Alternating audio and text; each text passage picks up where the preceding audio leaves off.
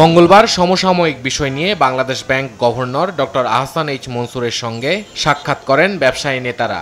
দাবি জানান বিদ্যমান নিয়মে ঋণের কিস্তি 6 মাস স্থগিত রাখার, আর্থিক খাতে সুশাসন ফেরাতে, ব্যাংক খাতে সংস্কার, বিদ্যুৎ, গ্যাস ও ভোগ্যপণ্যের সরবরাহ নিশ্চিতে ব্যবস্থা নেওয়ার আহ্বানও জানান তারা। ব্যাংকিং খাতে সংস্কার, এটাকে খুব বেশি গুরুত্ব দেওয়া হয়েছে। সংস্কারটা খুব জরুরি প্রয়োজন আমরা বলেছি। ঋণের বেতনের কথাটা আমরা বলেছি, যেটা এর আগেও আমরা বলেছিলাম যে আমাদের 1 মাসের একটা সফট লোন বেতনের জন্য দেওয়া, আর ঋণের কিস্তি স্থগিত 6 মাসের জন্য।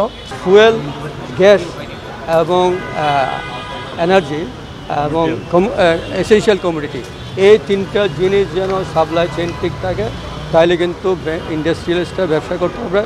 আর ফুড যদি আসে, তাহলে আমার এসেনশিয়াল কমোডিটি যদি থাকে, তাহলে আমার মানুষ খেয়ে পরে বাঁচতে পারবে। ব্যবসার নামে যারা লুটপাট করেছে তাদের বিরুদ্ধে ব্যবস্থা নিলে আপত্তি থাকবে না বলেও জানান ব্যবসায়ী নেতারা। যারা অন্যায় করছে, লুট করছে, ব্যাংক থেকে টাকা নিয়ে ফেরত দিয়ে নেই, ব্যবসা না করে, সবার বিরুদ্ধে আমরা ব্যবস্থা নিতে বলছি, এবং এটাতে তো আমাদের কোনো আপত্তি নেই।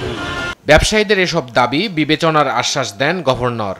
জানান ব্যাংকিং কমিশন হলে একীভূত হতে পারে দুর্বল ব্যাংকগুলো। পরিচালনা পর্ষদ পুনর্গঠনের পরিকল্পনাও জানান তিনি। পর্ষদ ভাঙার অপশনটা তো সবসময়ই আছে, এবং এটা it's a viable option, sometimes it's necessary option, এবং সামটাইমস ইটস নেসেসারি একটা ইন্টারমিডিয়েট অপশন। তো এটা আমাদের বিবেচনায় আছে। এটা দুর্ভাগ্যজনক যে এই সরকারি ব্যাংকগুলোতেও আমরা এই অবস্থা ফেস করতেছি। আর আমি বুঝলাম যে সালম গ্রুপের সেটা তো আমরা জানি, আমাদের আগে থেকেই ছিল, কিন্তু এই ঘটনাগুলো হওয়াটা বাঞ্ছিত নয়, কিন্তু হচ্ছে। যাই হোক, এটা আমাদের দেখতে হবে। এটা ব্যাংকিং ডিভিশনের দায়িত্ব, অ্যালং উইথ বাংলাদেশ ব্যাংক। আমরা এটা নিয়ে আলাপ করব। এখানে আবার কিছু মানে সামনাসামনি বসে যে আলাপ করা, সেটাও হচ্ছে না। আজকে সেক্রেটারিয়েট তো ঘেরাও করা আছে। তো এই জিনিসগুলো আমাদের কার্যক্রমকে কিন্তু ব্যাঘাত ঘটাচ্ছে। আমরা যে কনসালটেশনটা যে করবো, ইন্টারমিনিস্ট্রিয়াল কনসালটেশন দরকার আছে, সেইগুলোও কিন্তু আমরা করতে পারছি না সেইভাবে।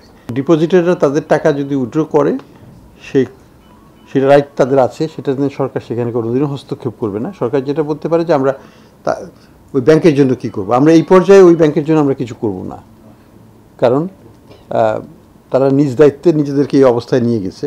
সবসময় উদ্ধার করাটা ঠিক নয়। আমাদের কর্পোরেশনগুলো কি ডলার দরকার, সেন্ট্রাল ব্যাংকের কাছে আসি কেন বাবা, বাজার তো আছে। সেটা কিন্তু আমরা সেইভাবে ডেভেলপ করি নাই inter bank foreign exchange market থেকে। আমরা এখন চেষ্টা করতেছি সবাইকেই বাজারে ফেরত নিতে। আমাদের কাছে আসবে না, বাজারে যাও। আমরা কিন্তু অলরেডি কয়েকটা স্টেপ নিয়েছি। আপনারা জানেন তো নিশ্চয়ই যে ট্রোলিং প্যাকের ব্যানটাকে 2.5% করে দেওয়া হয়েছে। আমরা এনকারেজ করছি সবাইকে যে যাদেরই নেট ওপেন পজিশনটা সারপ্লাসে আছে, তারা যেন এই ইন্টার ব্যাংকে যায়, টাকাটা ধরে না রেখে ইন্টার ব্যাংকে একজনকে বেল আউট করে। এবং আমরা সোনালী, রূপালী, পুবালী এদেরকে বলছি আপনারা ইন্টার ব্যাংকে যান, আপনাদের টাকাটা, আপনাদের যে ডেট সার্ভিস রিকোয়ারমেন্ট আছে, সরকারের যে চাহিদাটা আছে, সেই চাহিদাটা বাজার থেকে মিট করেন। 1000 টাকার নোট বাতিল হচ্ছে না বলেও জানান কেন্দ্রীয় ব্যাংক গভর্নর। বাজারে 1000 টাকার নোট ডিমনিটাইজড হচ্ছে কিনা, answer is no. Iftekhar Reza, Desh TV, Dhaka.